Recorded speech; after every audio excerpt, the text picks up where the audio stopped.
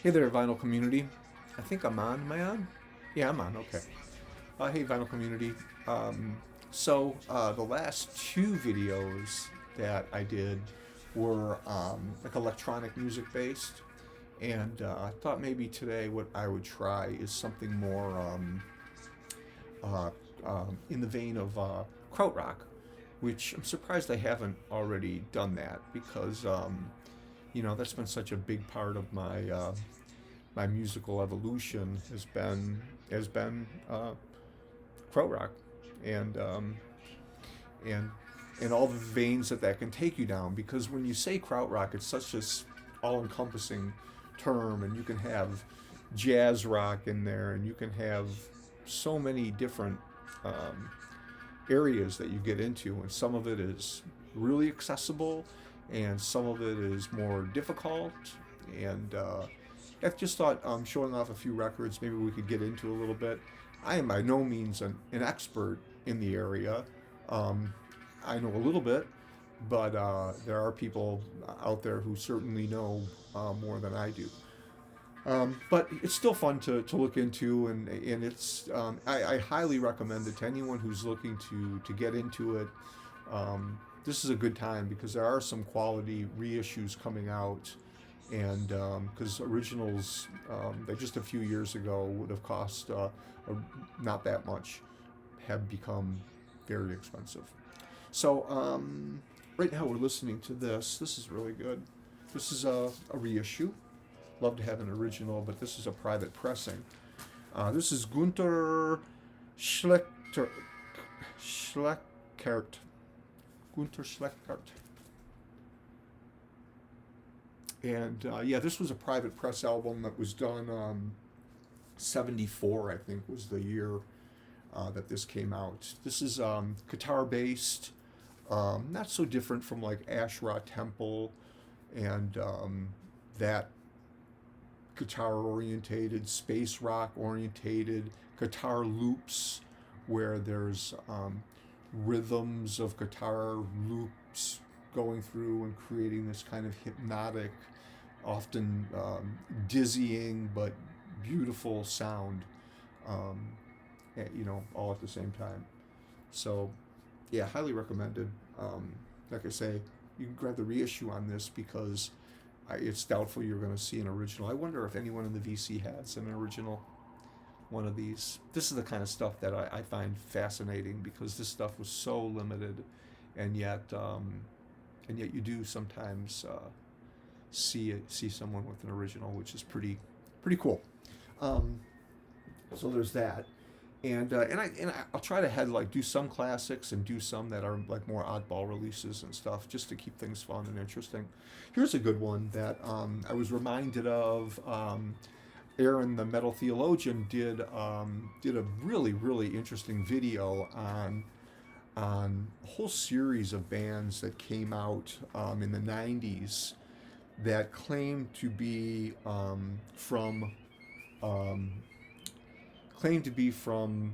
lost tapes, or albums that came out in very limited supply or during those golden years of krautrock exploration.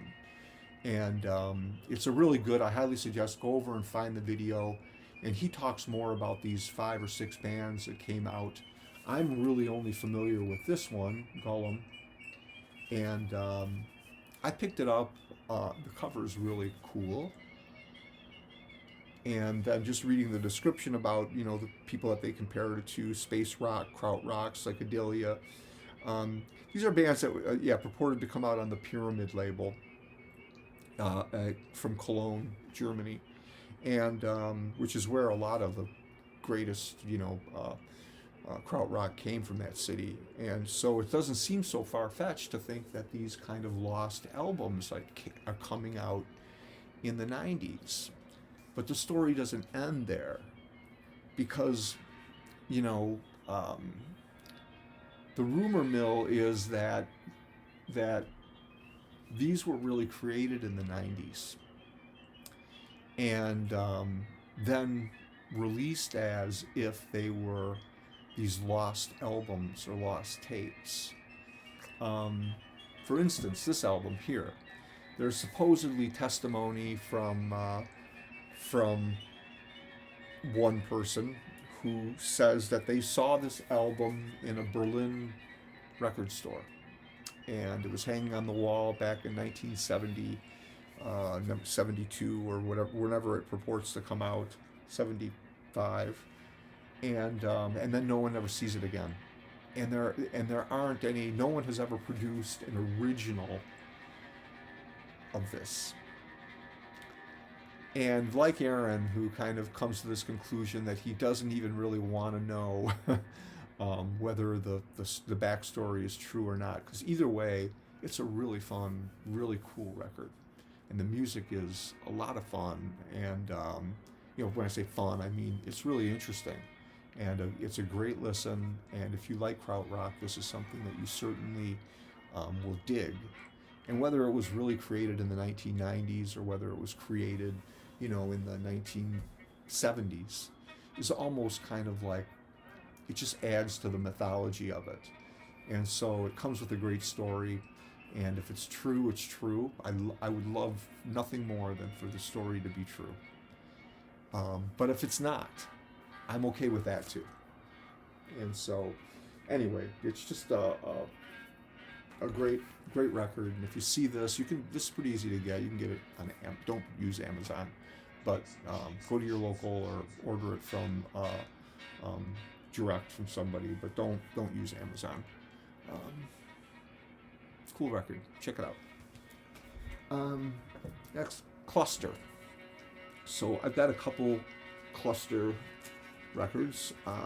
Cluster is just a classic Krautrock, and really probably one of the very best. This is Rodelius. They did this in '76. Cluster. This is an original. I got real lucky one day and got this at a great price. One of my locals put this up on the wall, and they put it up, and I took it down and bought it. But it's on the original Sky label, and I don't know if anyone really wants to see the label. I dig labels and stuff, but it's a pretty cool label. Yeah, this was a great find for me, and this is a wonderful. If you're familiar with this is when Cluster was really kind of at their more melodic stage, and the cover of it's pretty kind of iconic. From what I understand, that was actually supposed to be the cover, and this ended up coming out, but it almost fits the music, and sometimes things just work out right, and I can't picture it any other way. Lovely record, and not challenging, but it's not hard to appreciate. Don't let that scare you off from listening to any of this stuff. People will tell you it's challenging and hard, and this is really pretty music. And it's not, it's interesting and unique, and it'll push a few of your buttons to force you to think a little bit, but well worth investigating. The other Cluster I have, this isn't an original, but it's not like a recent repress either. This came out, this is Cluster 2. This is really good, but really this goes further out there. This gets really strange. Yeah, 72, and this takes the music in a little bit different of a direction. I could tell it's that is not supposed to be on there. Not on originals anyway. But it is on Brain. And again, this was one I found at I was in Lansing, Michigan on a work assignment, and I stopped in at a store there. Yeah, it's the black label. Still sounds great, and it's a lovely record, and a little bit more guitar experience. You hear some of this, and I really can't help but think of Sonic Youth, and incorporating portions of this. I've never heard Thurman Moore mention Krautrock or anything. He was really influenced by like punk and no wave and those influences. But that was no wave was influenced by Krautrock. So it all kind of ties into together in the end, doesn't it? And then the one other cluster album I have, I'm trying to show you more of like originals or oddball stuff. So this is cluster in Eno. And this goes much more on the other end, much more ambient. And this is easy to like.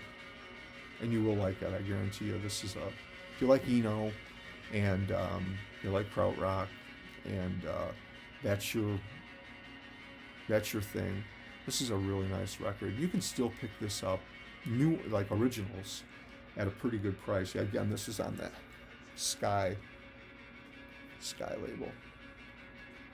Great record. I mentioned just a moment ago Harmonia. So that's another little aspect of it. I love all the Harmonia records are great. I've heard them all and had them all on CD or reissues. I've been doing some swapping around a little bit, and now this has Michael Rother on it.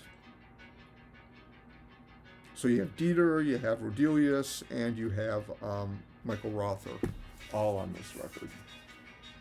And this is live. And these are pretty easy to get right now. This is a great record. And it's got a couple tracks that aren't on any of the officially released Harmonia records. So either way, it's worth picking up because it's so good.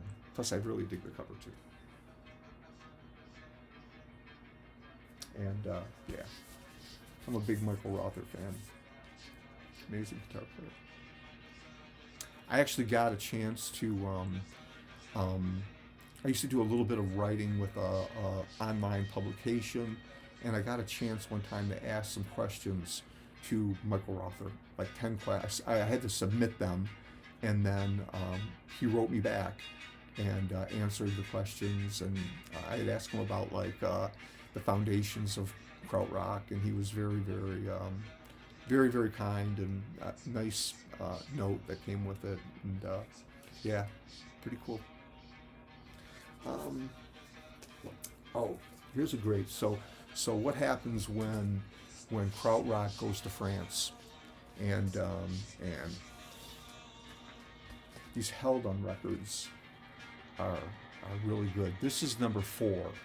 It's an original, and I've had over time. I've had the other 3, the first 3, which are fantastic. Held on is a great.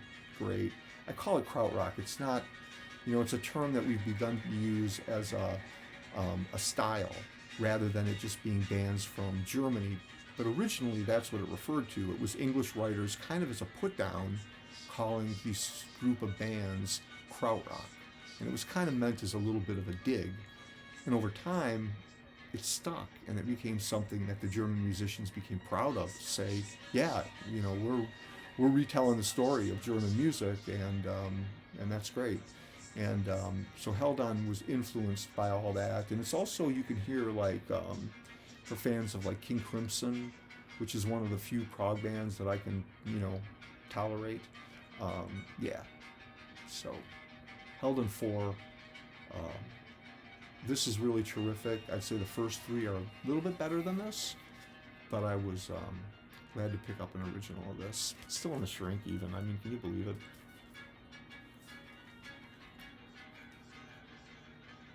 Yeah, pretty cool. Ashra Temple. So, at one time or another, I've had most of the Ashra Temple albums on CD, and then slowly trying to build up rebuild my collection on vinyl. And but I did get lucky enough one day to find an original of probably my favorite Ashra Temple when they were just going by Ashra. And although this one does say Ashra Temple on it, but officially I think the band's name at this time was just Ashra. Probably depending on what release came out. Anyway, this is an original. I found it. It's a little bit of wear, that doesn't bother me at all. This is a really gorgeous record. I love it when people, the guy I bought it from, put a little note in with it, talking about how much he loved this record. And it's nice gatefold, comes out on that cool, really cool label.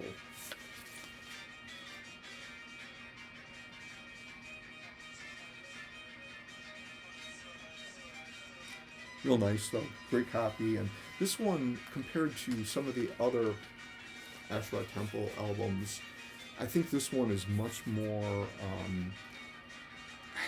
I don't want to say it's more accessible, but it probably is more accessible, I think, than the first couple of records. By this time, they had become, it was really these kind of tape loops that were being perfected.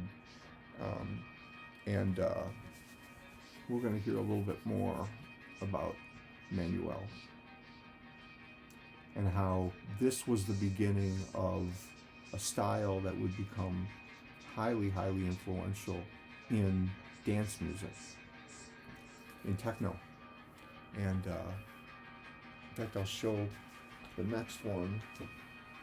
I wish I had an original of this record. I don't. But of all the Krautrock records there are, this might be my favorite. This is an amazing record. If you haven't heard this yet, I envy you, because you're going to get to hear it, and it's going to blow your mind how good it is.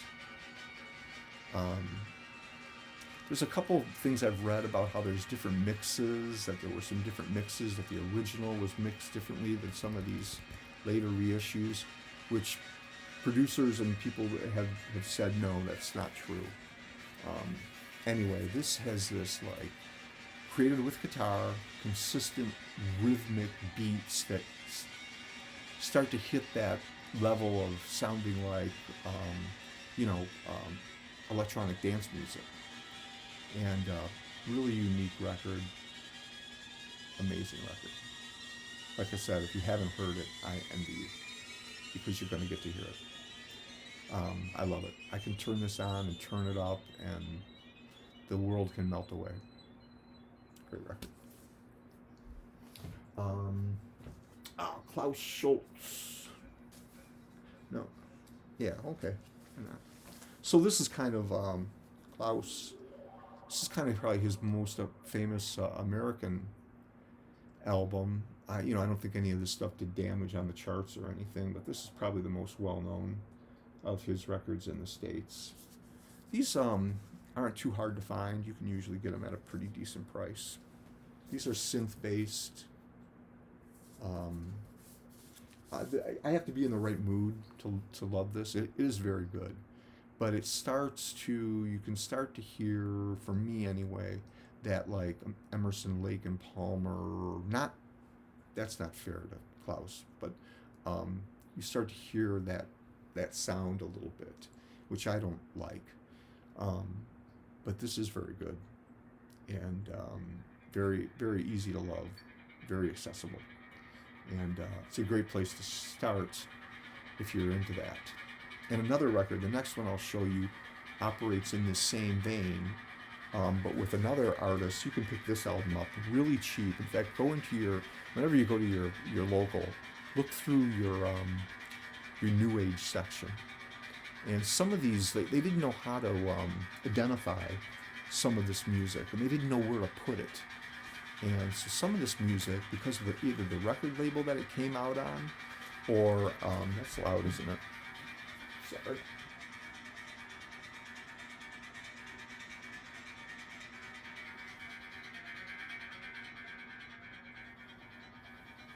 There we go. So I always go, whenever I go into my local or any shop, I just always check the New Age bin and see if you can spot any of these names from from the Krautrock world. And this is a good one. Again, like Klaus, this is synth based. I almost like this record better than that one.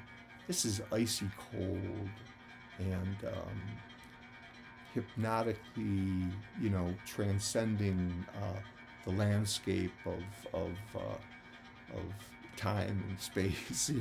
It's yeah, this is a cool record, and you can get this for $5, and mainly because people just don't know about it, and so it's sitting in the new age bins, and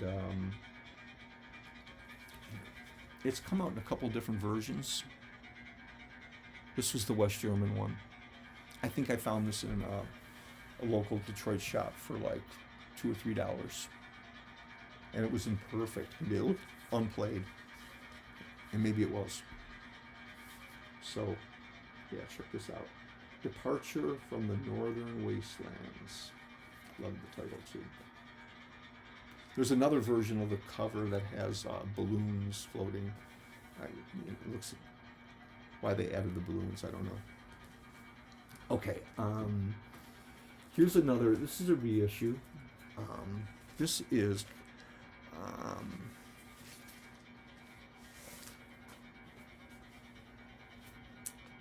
maybe I'll hold off on this one.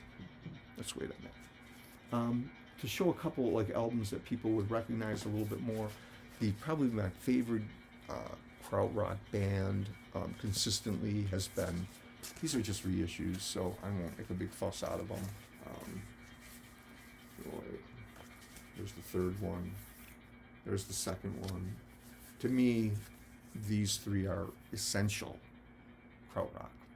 And when I first heard these, it really turned me on my head, because I'd actually, I remember some guys talking about the Noi and how that was inaccessible. And the first time I heard it, I was just like, what are you talking about?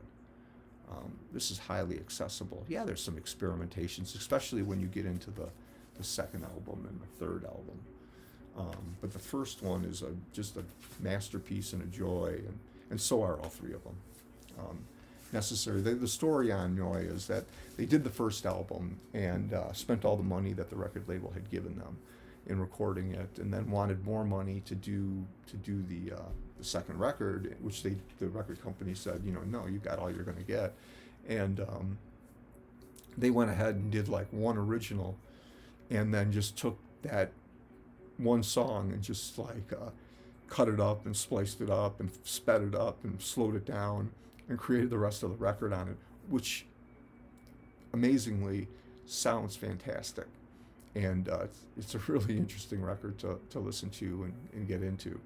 And the third one is more experimental, less melodic than the first one.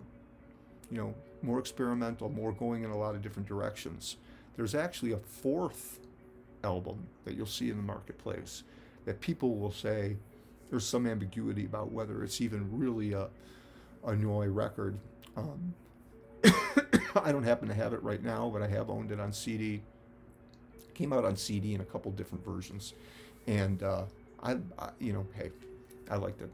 So for what it's worth. And then next, I'll just show you my Can albums. I got lucky with Can in this sense that at one time, the Can albums were fairly regularly accessible in the States, but in their U.S. versions. Now, these are not West German or German versions, which I would love to have, but whose prices have gone crazy. But back when I grabbed these, they were very reasonably priced, and I think they sound really good, and they're all in really nice shape. Like this looks like this came out in 70 something. But these are older records now, so they're going to have a little bit of shelf wear, but the vinyl looks so nice. And this is a great, I think I'm underappreciated. Their lead vocalist had left them by this time, any lead vocalist, and the band had turned into more of a hypnotic, groove, and but still very experimental, very percussion orientated, and hypnotically beautiful record. Beautiful, but challenging, and not always worried about melody, or easy accessibility. This is probably a good entry point for Can, I always say.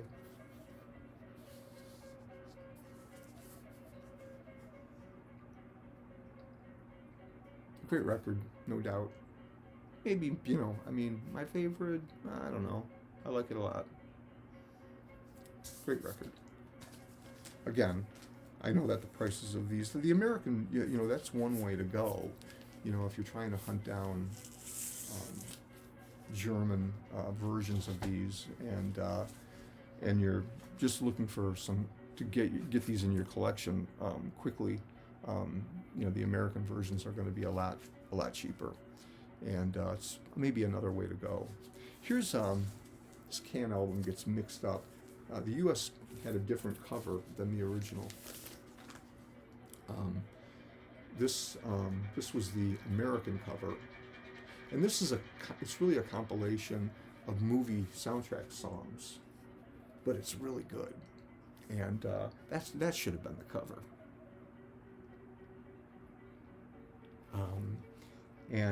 I think there's tracks where both, Malcolm Mooney does sing on two songs on this.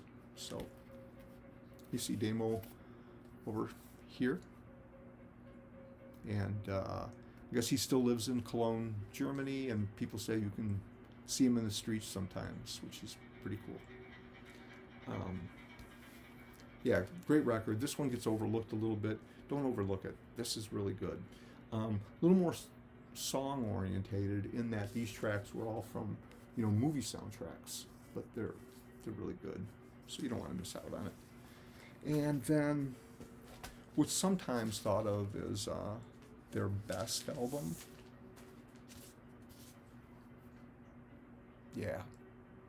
Now this is highly experimental krautrock at its very finest, and great record. I don't even know how to describe this to you. Rhythmic, experimental, haunting, occasionally melodic. There's passages that this record goes through, and that's part of the fun. I don't have Tango Mango. That's one I missed out on. I have a couple of the later albums. I didn't show those necessarily, but I thought we'd stay more in this era. And I don't have Monster Movie. But instead, I got really lucky one day, and I got a copy of this German comp for like a very, very inexpensive price. Has a little mark up there, but I didn't care. So, but if you get this one, it gives you almost all of Monster Movie, and you get the full version of You Do Right. Takes a whole album side, and then you get there are tracks from Tango Mango on here. Some of them though are edits, so you're not getting the full version. Anyway, for the price I paid for this, and I think this is wouldn't be a bad way to get a lot of Can at once, but you're gonna want to hear the full albums. But it's not a bad purchase. Kind of a wild cover. Anyway, that's kind of our little krautrock section that we go through, and maybe we'll do another one down the road. There's plenty more albums I can get into and show you some Faust stuff that I have, and some other experimental things that I can put into the right context for you. Hope that's okay, and you guys are doing all right, and appreciate the feedback. Thank you. Have a good night.